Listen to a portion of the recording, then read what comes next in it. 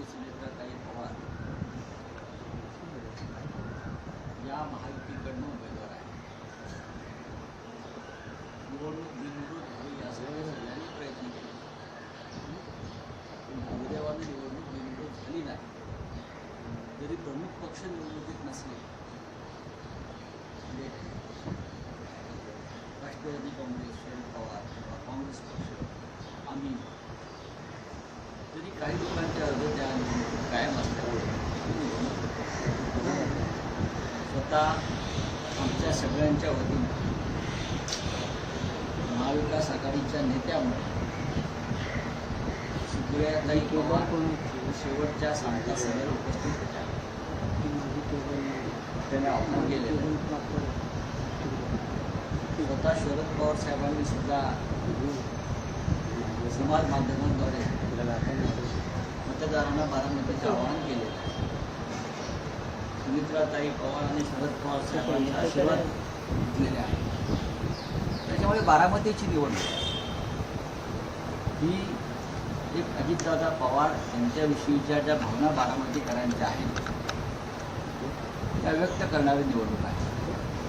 राहुरीची पोटनिवडणुकीमध्ये सुद्धा महाविकास आघाडी आणि महायुतीचे उमेदवार याच्यामध्ये चांगली टक्कर होताना मला दिसते. आणि दोन्ही पोटनिवडणूक आहेत. दोन्ही ठिकाणी दुर्दैवानं विद्यमान आमदारांचं निधन झालं.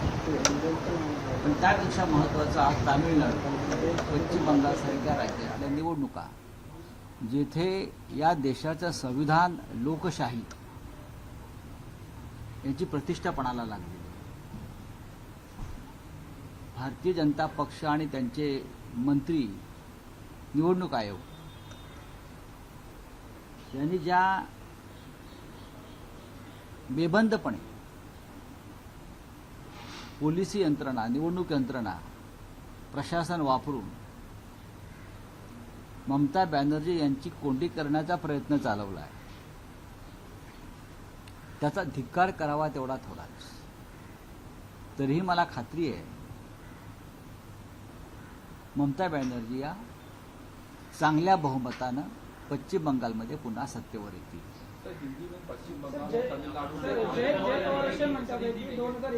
आप बोलिए. पश्चिम बंगाल और तमिलनाडु में आज चुनाव है. देखिए, ये दोनों चुनाव आज जो हो रहा है ये बहुत ही देश के लोकतंत्र के लिए, संविधान के लिए, जनता के जो अधिकार है वो अधिकार की रक्षा के लिए बहुत महत्वपूर्ण है. जिस तरह से भारतीय जनता पार्टी और उनकी केंद्र की सरकार ने पश्चिम बंगाल में एक तरह की गुंडागर्दी में बोलूंगा, वो भी गवर्नमेंट सिस्टम को हाथ में लेकर, चाहे अर्ध पुलिस दल हो, चाहे पुलिस हो, चाहे पैरामिलिट्री फोर्स हो, हजारों कंपनियां को, हजारों जवानों को पश्चिम बंगाल में उतरा है. मुझे तो लगता है कि पश्चिम बंगाल में वोटर्स कम और पुलिस ज्यादा हो गए हैं.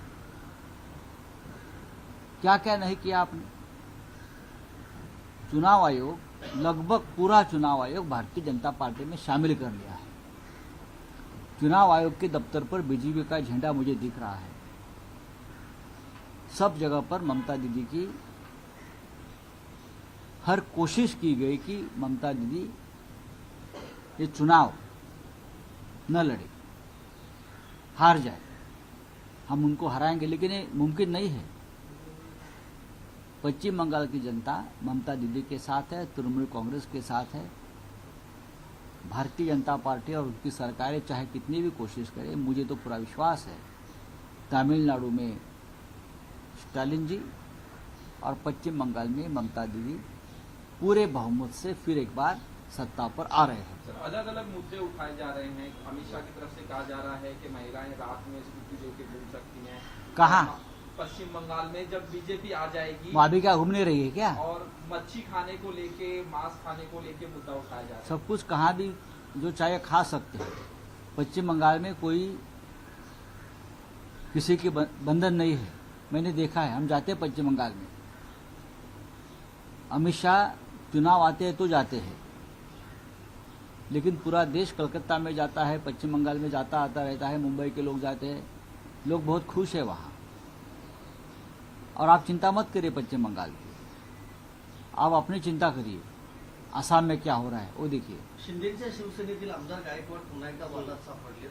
कॉम्रेड पानसरे यांचं पुस्तक होतं शिवाजी कोण होता, त्याचा प्रकाशक आहे प्रशांत आंबी कोल्हापूरचा, त्याला थेट धमकी दिली आहे गायकवाडांनी आणि गायकवाड थांब पुस्तकाच्या नावावर आक्षेप आहे म्हणतात। माझ्याकडे त्याविषयी माहिती नाही आहे, हे त्यांचे विषय आहेत, लॉ अँड ऑर्डरचे ते बघतील।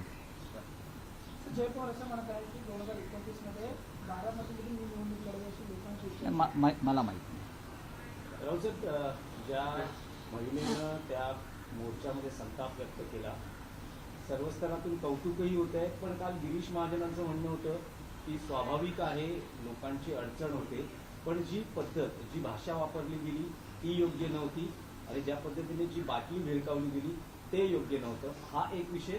आणि जे आयोजक आहेत त्यांच्यावरही गुन्हा नोंदवला गेला। मोर्चाचे आयोजक मोर्चाचे आयोजक काय काँग्रेस पक्ष होता की काय ते मुस्लिम लीगवाले होते, तुम्हीच होतात ना।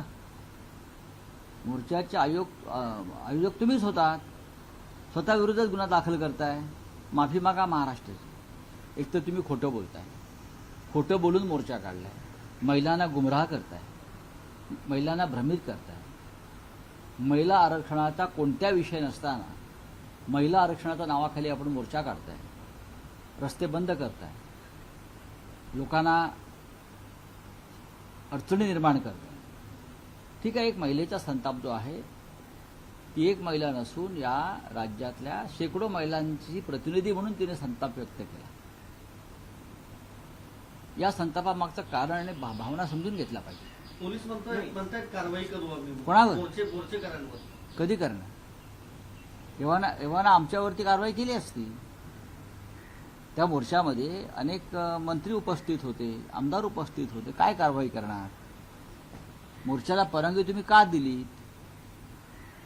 आम्हाला देता का? आम्हाला तुमचे उंबरटे 100 वेळा झिजवावे लागतात परवानगीसाठी। मग पोलीस आयुक्तांकडे मीटिंग होईल, मग पोलीस आयुक्तांची मीटिंग, मग गृह खात्याला विचारतील, मग गृह खातं मुख्यमंत्र्यांची परवानगी घेईल, मग मुंबईत असल्यामुळे मग नगरविकास खात्याची परवानगी लागेल का?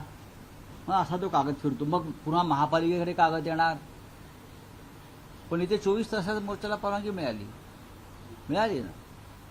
ड्रग्ज नेस्को प्रकरणात काल मुंबई पोलीस आयुक्तांनी पत्रकार परिषद घेतली, झालेला प्रकार गंभीर आहे, जी काही कारवाई केली आहे त्याची माहिती दिली, पण आता असे जे कार्यक्रम आहेत पूर्व परवानगीशिवाय म्हणजे आधीच खबरदारी आणि अनेक परवानग्यांमधून अशा कार्यक्रमांना अनेक नियमांमधून अनेक विषय तो नाही। विषय इतकाच आहे की मुंबईसह महाराष्ट्रामध्ये इतक्या मोठ्या प्रमाणात ड्रग्ज येते कुठून? मुंबई हे ड्रग्जची राजधानी का होताना दिसते आहे? नाशिक का होताना दिसते आहे? पुण्यामध्ये ड्रग्ज का सापडत आहे? नागपूरला का सापडत आहे? सातारच्या दरे गावाजवळ इतक्या मोठ्या प्रमाणात ड्रग्जचा कारखाना कोणी निर्माण केला? मुख्य विषय हा आहे। कार्यक्रमात काय झालं हा नंतर, मुंबईमध्ये कोट्यावधी शेकडो कोटीचं ड्रग्ज कुठून येत आहे, त्याचे सूत्रधार कोण आहेत, ही अत्यंत गंभीर गोष्ट आहे आणि त्याच्यावरती राज्याच्या गृहमंत्र्यांनी बोलायला पाहिजे। पवार आणि तनपुरे यांना क्लीन चिट दिली गेलेली आहे, ईडीने ती फाईल बंद केलेली आहे। 20,000 कोटींचा घोटाळा होता। कसले संकेत मानायचे? हे संकेत असे आहेत की त्या केसमध्ये सुनेत्राताई पवारांचं पण नाव होतं ना। मग त्यांना जर क्लीन चिट द्यायची असेल त्यांनाही द्यावी लागेल, साधा सोपा विषय आहे। त्या केसमध्ये विद्यमान उपमुख्यमंत्री सुनेत्राताई पवारांचं नाव आहे, पहा तुम्ही। मग जर त्यांना तुम्हाला सोडवायचं असेल तर मग इतरांना तुम्हाला आरोपी करता येणार नाही। चुनाव को लेके शिवसेना आप देखेंगे आज कौन सी डेट देते हैं महाशय चीफ जस्टिस साहब, क्या वो बागेश्वर धाम से आदेश आता है सीजीआई को, वो देखना पड़ेगा। चलिए।